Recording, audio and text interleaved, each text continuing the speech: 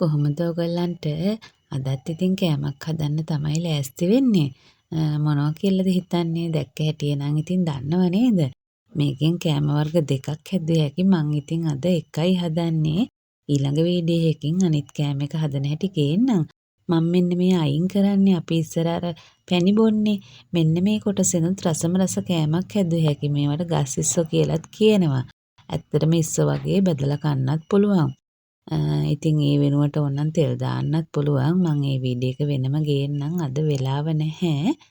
ඒ නිසා මම මේ ටික අයින් කරලා ඉවර වෙලා අරන් තියන්න තමයි හදන්නේ. පුංචි අයට පස්සේ වෙලාවක හදලා දෙන්න. මේකට ඉතින් අර ලොකු කෙසෙල් මුවයක් හම්බුණා නම් හොඳයි. එතකොට මෙන්න මේ මල් ටිකක් ලොකුවට හම්බ වෙනවා. එතකොට හරි ලේසි මේ කෑම එක හදන්න. ඔය විදිහට ඒ ටික අයින් කරලා ඉවර වෙලා ඊටු ටිකෙන් මම කෙසෙල් මුව මාළෝ යන්න තමයි හදන්නේ. විශේෂයෙන් මතක තියාගන්න ඕන කෙසෙල් මුව කොයි වෙලාවකවත් නිකන් ලියලා තියන්න එපා. එතකොට කහට පිපෙනවා.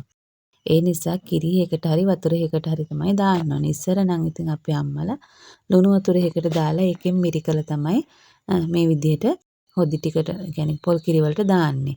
ඉතින් මට හිතුණා ඊට වඩා මේක දිය රහ එන්න පුළුවන් නිසා කිරි වලට මේ විදිහට ලියලා දාගන්න. එතකොට කහට පිපෙන්නෙත් නැහැනේ. මං ඉතින් මෙතන මුලින්ම ගත්ත කිරි ටිකක් වෙන්න. මට මේක අර හොදි ගතිය ඕනේ නැහැ. හින්දෙන්න තමයි හදාගන්න ඕනේ. මේක රසත් එහෙම තමයි. ලියලා දාන ටික චුට්ටක් කිරිත් එක්ක කලවම් කරන්න ඕනේ. නැත්තම් කහට පිපෙනවා. ඒ කහට කියන්නේ තිත්ත ගතියක් එනවා.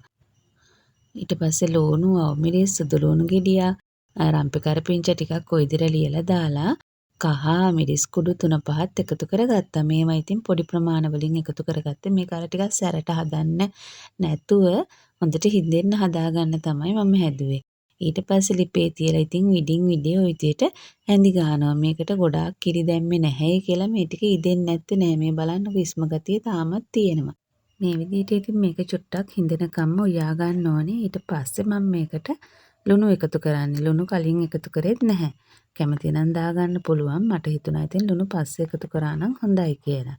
ලුණු ටිකත් එකතු කරලා මේක තව චුට්ටක් වෙලා උයලා ඉවර වෙලා මම මේකට තව මිටි කිරි චුට්ටක් එකතු කරනවා. ඕන්නම් තව කිරි ටිකක් වැඩිපුර දාලා එකටම තියන්න තිබුණා. මට හිතුණා ඉතින් මේ විදිහට අද හදන්න. මේකට ගොඩාක් දිය කිරි නම් එකතු කරන්න එපා.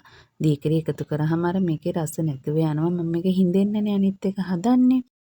ওই විදිහට ඔන්න ඔය ගානට ආවට පස්සේ තමයි මම මිටි කිරි ටික එකතු කරන්නේ. මිටි කිරිත් බොහොම චුට්ටයි එකතු කරන්නේ. පොඩ්ඩක් ඒ වෙලාවේදී ගින්දර වැඩි කරලා මේක උයා ගන්නවා. තව මම මේකට උඹල කඩි චුට්ටකුත් එකතු කරා. එතකොට හරිම රසයි. මේ වෙලාවේදී තින් ලුණු ඇඹුල් එහෙමත් ඇද්ද කියලා බලන්න මදි නම් ඒවත් එකතු කරගෙන වෑංජනේ හොඳ ගානට හිඳ ගන්න ඕනේ. ඉතින් මේක සාමාන්‍යයෙන් පාන් කනනත් රසයට හදා ගන්න පුළුවන් තෙම්පරාදුවකුත් දැම්මට පස්සේ ඉස්සර අපේ අම්මා නම් මේකට තෙම්පරාදුවට හාල් මැස්ස ටිකක් බෙදලා දානවා. හාල් මැස්ස බෙදලා දැම්මම පුදුම රසයි.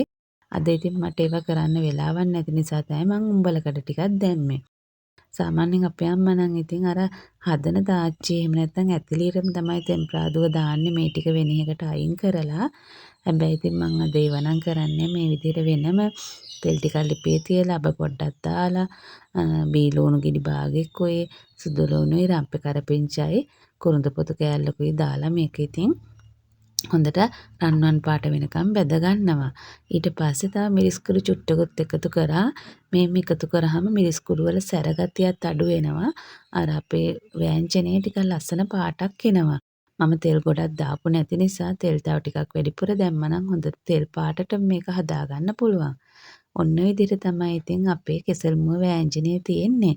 හොඳ ගානට හිඳිලා තියෙනවා. හරිම රසයි. ඔයාලත් එහෙනම් හදලා බලන්න. වීඩියෝ එක බලපු ඔයගලන්ට ගොඩාක් ස්තුතියි. ආයෙ අලුත් වීඩියෝ එකකින් හම්බෙන්නම්. ගිහින් එන්නම්.